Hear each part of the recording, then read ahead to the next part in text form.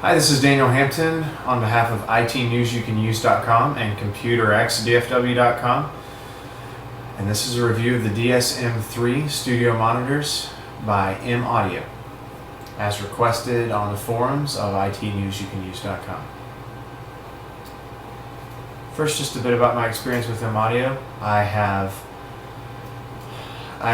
The first pair of ITNewsYouCanUse speakers I've owned was the BX5As. And they are definitely one of their lowest grade products, but they're still very well built. I got them for $150 for the pair, and they're still serving as desktop computer speakers across town with one of my relatives, and she loves them. So, I mean, they put out great sound, impeccable sound. That being said, my first experience with ITNewsYouCanUse's studio line, the DSM line, digital signal processing based monitors. The DSM1s, DSM2s, DSM3s was recording an interview for a Dallas radio station about IT. We sat down with the recording engineer after everything was done, and he was playing it back just to make sure everything was fine. And I noticed the ITNewsYouCanUse logo from my BX5As, and I asked him about the studio monitors he was using, which were a pair of DSM1s. And he just started raving about them and talked about how much he liked them, and we just talked for a little while, and he played some different things for me and just showed how they helped him and how they were very flat and just a lot of the things he liked about them. So at that point, I set my mind on purchasing one of the higher end ITNewsYouCanUse pairs of studio monitors. I did some research on both the DSM1s and the DSM2s and decided against purchasing either at the time because they were having some issues with popping and hissing sounds coming from the speakers, and I didn't want to mess with that, so I just waited for a while, hoping that the issues would get resolved. And when the DSM3s came out, I was actually friends with one of the distributors for ITNewsYouCanUse, and he told me that he could get his hands on a pair, a demo pair, and let me try them out. And I was absolutely thrilled. I unboxed them, set them up, and played with them, loved them. And he gave them to me at cost, which was great. And I have not looked back since. I'm still using them as my main desktop speakers. I do have a pair of air-modded 6s and some Yamaha HS80Ms on 2 other stations in the office, and I will do demos on those and reviews on those at some point, I'm sure, as requested. But let's show you the speakers and a couple of the basic feature breakdowns. Hopefully I'll cover all the questions that you guys have asked. Bear with me as I move the camera so that you guys can see what I'm looking at. Alright, so right here, if it'll ever focus, you can see that we've got the midwoofer tweeter midwoofer design, and that gives you ample bass, at least mid bass. You still need a subwoofer paired with these. I've never heard a pair of studio monitors that was adequate without a pair of without at least one subwoofer. I've actually got a pair of them that I'm using just for even bass response throughout the room, but they sound fantastic even without them. They do drop off at about 40 hertz. They're rated to go down as low as 37 hertz flat, plus or minus, I believe it's 1 dB. I may be incorrect about that. I think it might be 3. At any rate, I didn't care too much about that because, like I said, I intended to match them with a subwoofer, and I have done that. So I will say, if you're looking for recommendations on that, the Outlaw M8 or the Energy 8 subs are really good matches for this. I would recommend the Outlaw higher than anything else. based on the cost. I believe it's $250 right now, and it is fantastic. It will go sub 20 hertz with an 8-inch woofer. That is extremely small. It's actually smaller than the DSM3s. So anyway, more about that later. The indicator light, you can see right here, is blue when it is receiving a signal. It is amber when it is having a problem or is not receiving a signal. And if it is in digital standby mode, which it is right now actually, it is getting a signal though, so you won't notice. But if it were to stop getting a signal, I can show you here by removing the signal. It first turned amber, which meant there was a problem, and now it is blinking. That means it's in standby. So it'll go to sleep automatically, and now I've just plugged it back in. Now, I'll show you something on the back here, and then I'll move over to the other one so that we can look at things right side up.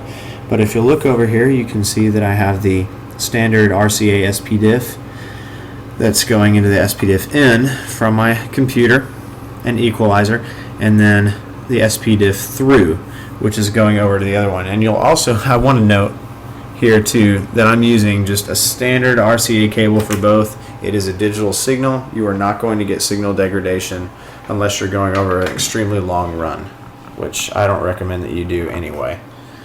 So yeah, you can use just the cheapest cables and they'll sound just as good as the most high grade or expensive ones that you can buy.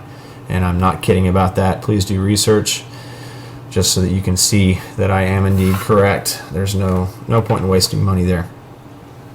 If you look at the back of this, you can see the EQ settings that are available to you, and there are just so many. I mean, it's almost like a switchboard. If you look at the multiple toggle switch positions and how they work, you can see just how much you have available to you if you want to use the built-in digital signal processing units on these speakers. I'm actually, if you can note that everything is set flat, and that's because I'm using the EQ on the computer just because ease of use. I can change things in real time.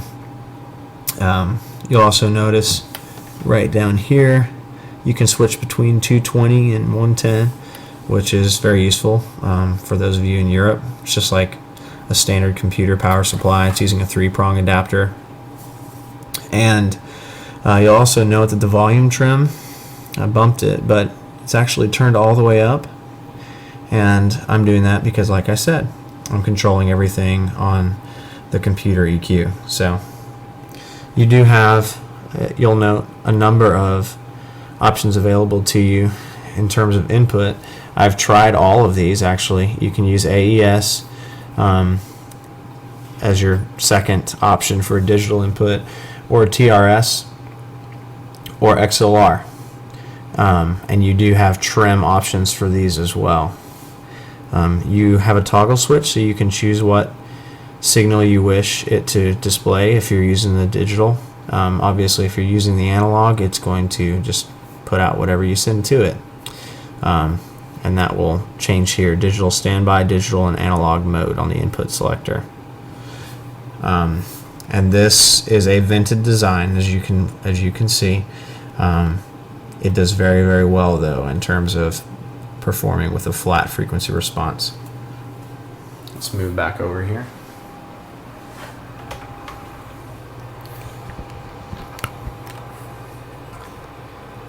All right. So, as you can see, DSM3s are well built. They are extremely powerful. I can't even. The room that I'm in right now, I believe we're a 15 by 12 room here, and if you can look at the walls, how they're slanted, it's not exactly an ideal recording room. But I will say these speakers, if you turn them up, you can fill this 4,000 square foot office. If you open the doors up, you can fill it completely with sound. It's extremely clear, extremely flat. The tweeters are I mean, they'll go far higher than you could hear, than anybody can hear, actually. I believe they go up to 27 kilohertz. I have to check that fact. But the mid-woofers will go down to 37 hertz. I actually have them set to stop at 80 hertz, and the subwoofer takes over from that point on, which is a setting that I would recommend with just about any studio monitor. These don't really need that, so if you have a less than nimble subwoofer, by the way, the M8 is more than adequate to cover all the way up to 200 hertz and all the way down below 20 hertz with volume. So you can do pretty much what you want. There are a lot of options available to you. I didn't point it out, but the very back of the speaker, you can daisy chain the digital inputs. So you could actually use more than 2 of these. You could use however many you wanted. As long as you can daisy, as long as you have enough digital cables to go the length, you're good to go. So I can't think of anything else this time. If you have any other questions regarding the DSM3s or any other products that I've mentioned in this video, please do go to ITNewsYouCanUse.com or ComputerXDFW.com and just ask away. I'm more than happy to answer any of your questions, to do reviews on any product that I can get my hands on, and I can pretty much get my hands on anything. So let me know what you want to see, and I will absolutely show you. And we are, by the way, we are an IT consultation services company. So if you have questions about IT, about Linux, PBXs, Microsoft products, any of them, any computer related or electronics or sound related question, we can pretty much cover the gambit. So feel free, and I hope you guys stay tuned. This has been fun. Hope it's been informative. Hope you've enjoyed it. Love you guys. Keep watching. Thanks.